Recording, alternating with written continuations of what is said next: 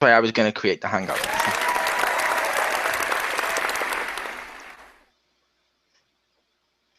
And hello! Oh, this is the review of Batman, the Telltale Series.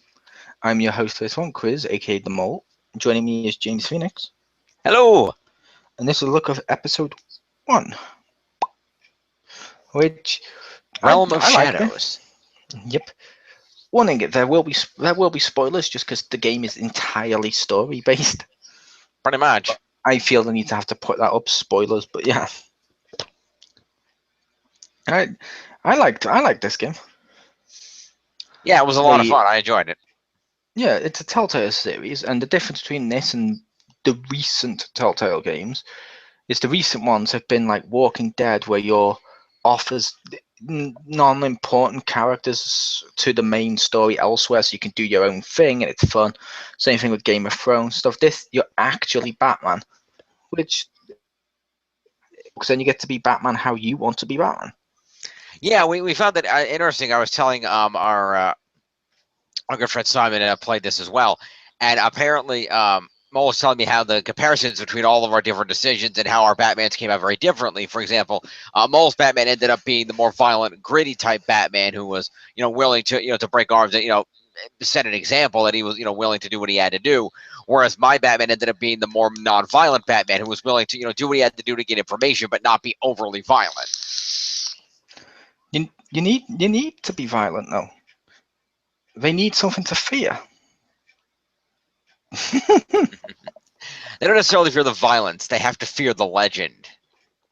Yeah, but no, I like the fact you can do those different choices, and even dialogue. Yeah. Like at the beginning, when I set out and I told Alfred the criminals of Gotham need something to fear, I instantly know which type of Batman I'm going to be. Mm-hmm. Like when I'm like, there's a guy and I get a choice to either break his arm or not break his arm, and I break his arm, he's never going to hold a gun again. That story will spread. True. Of course, also he was captured by Batman, the story would spread, but it's how you yourself interpret your Batman. Yeah. Which is cool. Like, I took a metal pipe and smacked him in the face. Yeah. Which I believe you took the metal pipe and hit the barrels. Yeah, I hit the barrel to intimidate him, and I chose not to break his arm because I want to, because the problem is, yeah, you could be a more violent Batman and give criminals something to fear, but the problem is the police will also fear you, and then they will be a pain in your ass. Whereas if I'm a more non-violent Batman, at the very least, Gordon is more likely to continue being my friend and work with me, which makes my job easier. Yeah, but why are they chasing me? Because they have to. I know, but at the very least, if Gordon's on my side, I know I have a connection in the precinct. At the very least, I have someone I can talk to if I need to relay information through legal channels or whatever, like does happen in the game later. I was literally just referencing the end of The Dark Knight. Oh.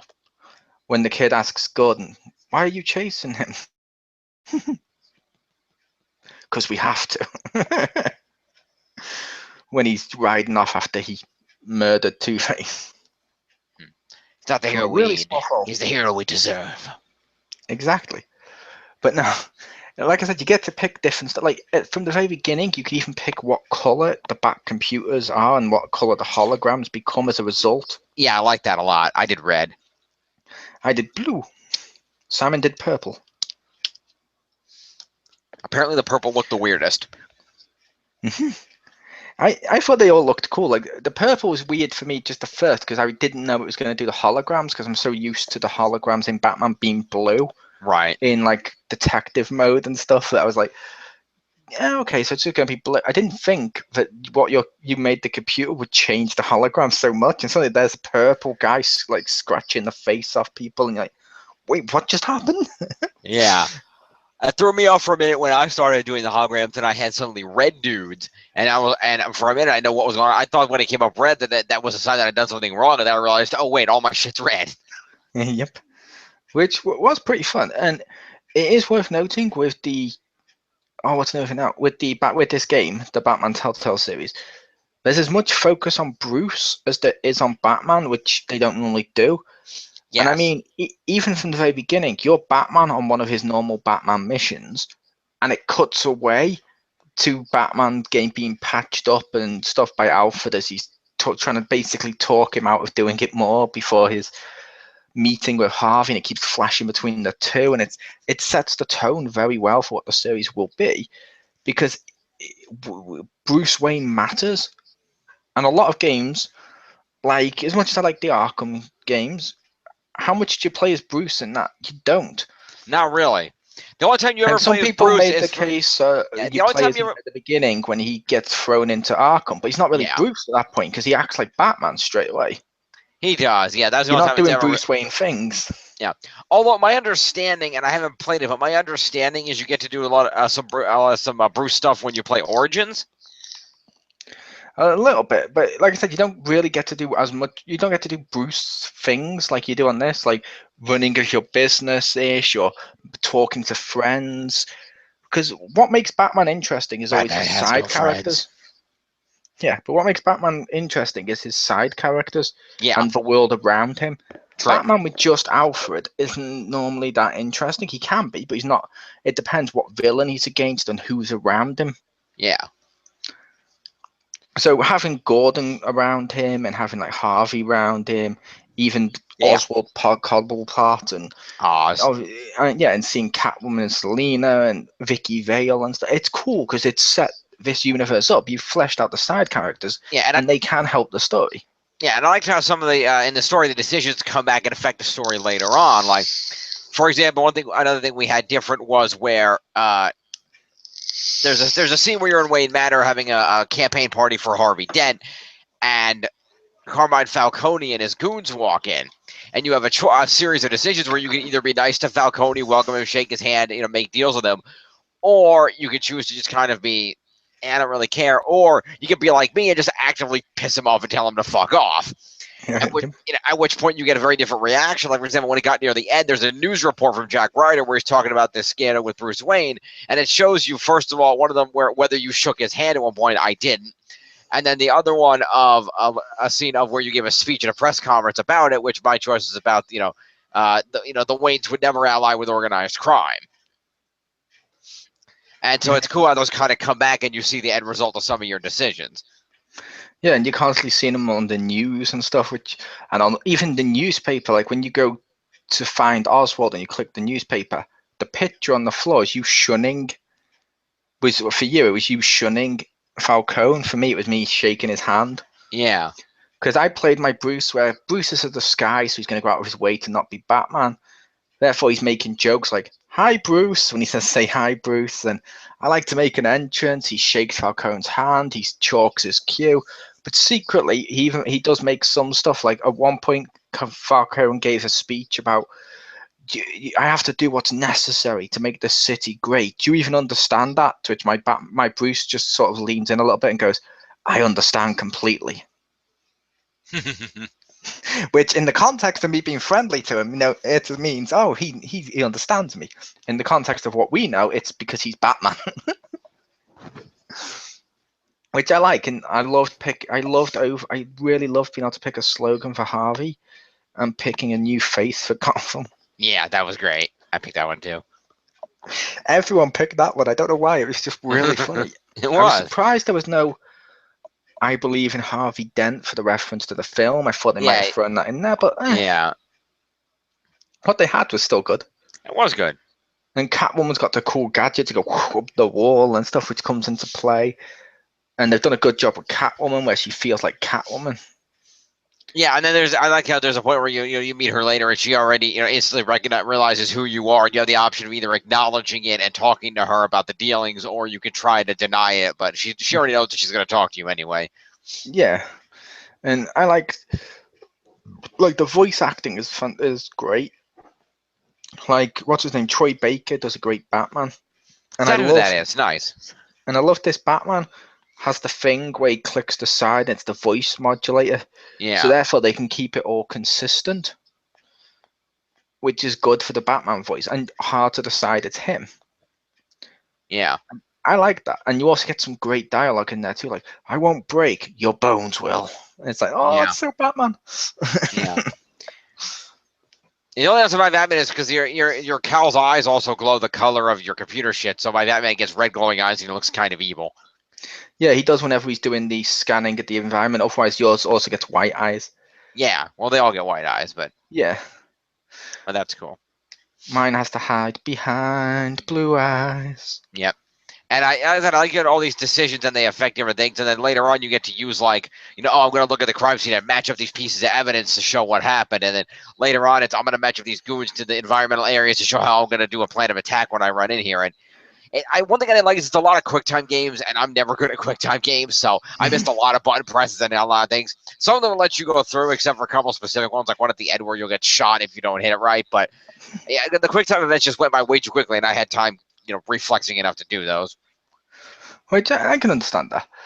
Yeah, part of that is to make it feel like a interactive film, like how Yeah. this genre, if you will, works. But yeah, I love the piecing, like you said, piecing together the crime scene, seeing how it unfolded, and like you said, picking the different stuff to how you attack. Like, oh, I want to whack his head on a table. I want to do this. Will say you didn't do my favorite one, Which one was that? because now I've seen multiple. I've seen like nearly all of them through watching different people play. My favorite is the priceless art. I didn't see You- Priceless Art anywhere. It's that big cube that was in the middle. Oh, You yeah, chose to between go the with the that and lamp the light, instead. yeah, which I missed, and they end up having to kick him in the face anyway. What he does with the lamp instead, you just press one of the buttons one way. He grabs it, twirls round, and just fucking tosses it. And it's this big, heavy statue that smacks the guy right in the head and just knocks him out. Ouch. It's hilarious. But I'm like, I love piecing it together because this game, you get more of the cerebral Batman. Yeah. You get the cerebral Batman, the hardships that Bruce has to deal with in his real life, trying to hide it, and you get the cool actual fight scenes with Batman. So it's like the best of all the Batman. Yeah. I might even go so far as to say this is probably maybe my favorite Batman game. If not, it would be my second behind Arkham Asylum. Hmm. I can understand that. But it's really well done. I think they've just done a great job. I'm looking forward to each episode. And the fact the episode ends how it does, which I'm not going to give too many spoilers, but you do get a choice between an arrest or brutality. And I chose brutality of impaling a guy on a spike, I chose which was arrest. cool. Yeah, while the news crew watch on and everyone's like, oh shit, that sends a message. Yeah. But with the way it ends, that's almost like one standalone story of a TV show too. So it is proper episodic. It's not like Yeah. they just took one game and cut it up like some people think they sometimes might do. Yeah. Each episode feels episodic to the point it's almost like reading the comics. So you read like through an issue and you're like, oh, this is the end of this issue. Ooh, what's going to happen next time? And the Yeah. artwork is fantastic. Yeah, the artwork has a very comic booky look to it, and I like that. Yeah, and I love Batman's bat suit and his gadgets. And when you're in the Batcave and you click him, he tells you more about him. Yeah. Except for that one glitch when Alfred's holding the cow that one time. No, that wasn't a glitch, was it? You told me it was a glitch. No, your glitch was when you didn't hit the guy in the face, you hit the oil drum, and Alfred responded that you almost killed him, and instead it's reacting more like you had brutalized him. Oh. When you actually picked up the helmet itself when you're in the cave, he told you about the helmet. No, but I And mean, there was in that scene when Alfred was talking, he was holding the cowl and he put it on the table. I thought you were saying it was a graphical glitch. I didn't hear the dialogue thing. I didn't make the connection. Oh no, it was the dialogue thing because Okay. played the wrong dialogue, Oh, which okay. is a little bit of an issue. However, Yeah. they might patch that in the future. But Yeah. when you walk around, you're looking at all the gadgets. Like when you look at the one he uses to tase Catwoman, he flat out tells you it can be used as an EMP to shut down electronics. Later on, you see him use it as an EMP to shut down electronics. Plus, he has And I'm this like, little hovering drone he can use to hover outside windows and scan buildings and see who's in there and make a battle plan and all kinds of other cool stuff. Yeah, but I just meant it was cool when you're looking at the gadgets and it's telling you functionalities, and you're like, oh, okay. Then later on, you sometimes get to see those functionalities, and you're like, oh, that's cool. You didn't just put in there to flesh out dialogue. It's actually going to be useful. Yeah, that's cool. And he's got like his little smoke grenades and his batarangs, which are cool. Yeah. And yeah, there's multiple choices. Like at one point, someone, I'm not going to say who, is reaching for a gun, and you can throw the batarang at the gun or at him. I threw it at the gun, like James did.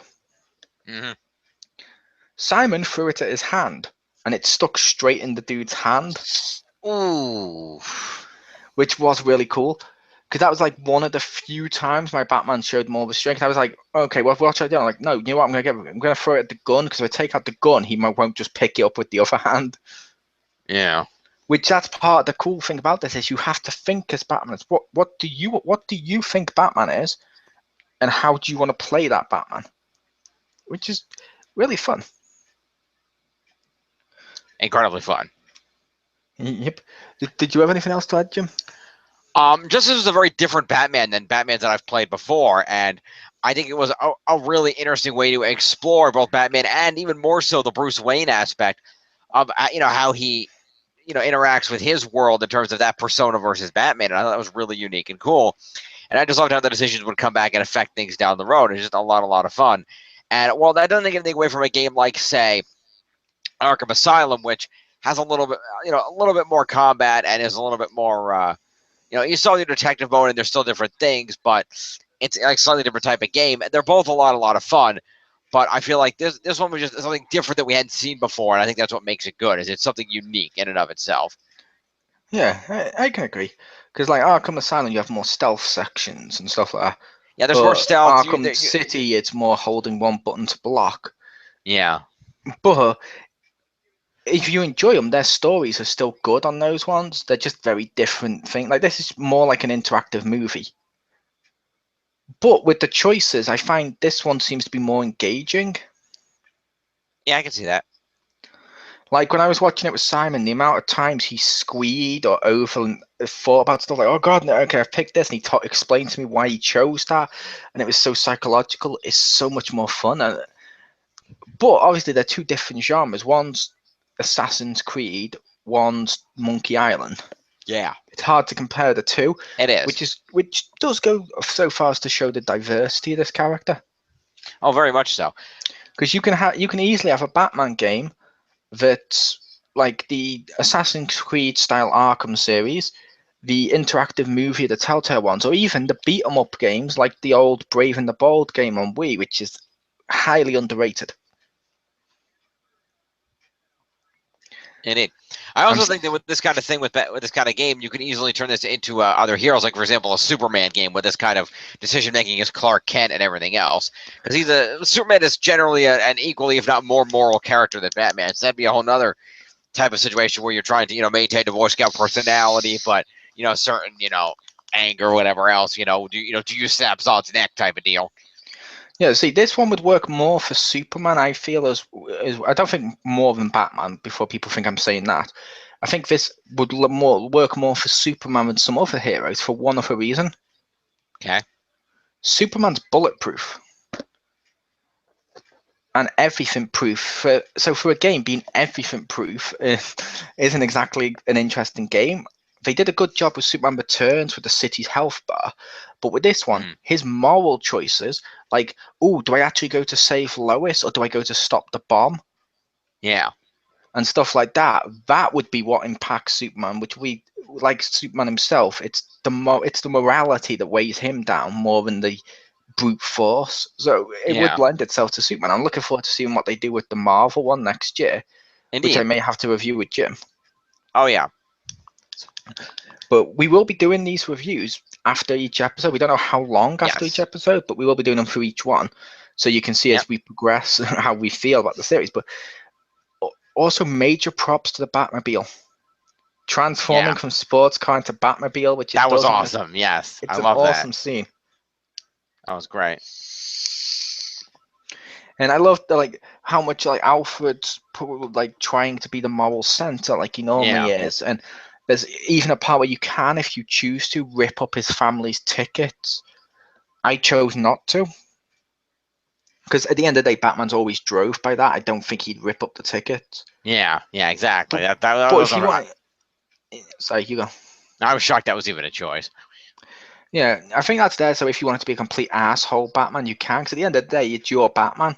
So if you want to make a complete asshole Batman that disregards everything, it's just out to be Batman, you can do. Yep. And it's cool. And you even get choices between stuff like Vicky Vale or Gordon. Who do you give the information to? And I've seen both of those cutscenes. Yep. I chose Gordon, as Jim did. So did I. Simon chose Vale. Yep. which was interesting. Yeah, very And much. they both ended in a similar place, if that makes sense. Like the outcome's similar. Yep. But I like to think that Batman and Gordon would. I like to think Batman's always friendly to Gordon. So even if I am a monster as I've become in the game, Yeah, I still like to think I'm still going to be nice towards Gordon. So, that's good. That's good. but how would you rate the episode, then, Jim? Oh, it was pretty awesome. I'd probably give it a 9 out of 10. It was really good. A couple of things where I had, like I said, it really you really have to be quick on those quick time events, and sometimes I had a couple of instances where I misunderstood some of the dialogue choices, so it didn't come out the way I thought it would. So, but other than that, it's definitely a great game, and I recommend if you're a Batman fan, play it. It's awesome. And I have to make the joke I made last night. Of course, they're quick on quick time events. It's in the title. True. Otherwise, they're slow time events. Fair enough. That's like saying, "Ooh, I don't like how many dimensions my 3D has." Yeah. But I can understand you don't like the like QTEs. A lot of people don't like those in some stuff. But Yeah. for me personally, if I had to rate this, I'm going to give it a thumb up. I'm going to say you should buy this game. It's cheap as hell. It's like £5 an episode or 25 for the season pass, I guess. Mm-hmm. So you can save money by getting the season pass. You essentially get an episode free. Yep. But it's just fun. It's a lot of fun. They've done a great job, and you also get a bonus at the end where you can see a panel of people sat around talking about what went into making the game. But they don't actually spoil the episode for you in case you wanted to watch that first. Mm-hmm. So that's cool. And there's also on there. There's also what do you call it? There's also previews for like Wolf Among Us and stuff as bonuses. Yep. And if you pre-ordered the game, you would have got the Wolf Among Us for free. Mm-hmm. That's not available right now, but I'm still gonna have to give it props as we normally mention the pre-order bonuses with various games whenever we talk about them. So Fair enough. yeah, I highly recommend this game. Agreed. I was your host for this one, Chriz, aka the Mole. See you next time.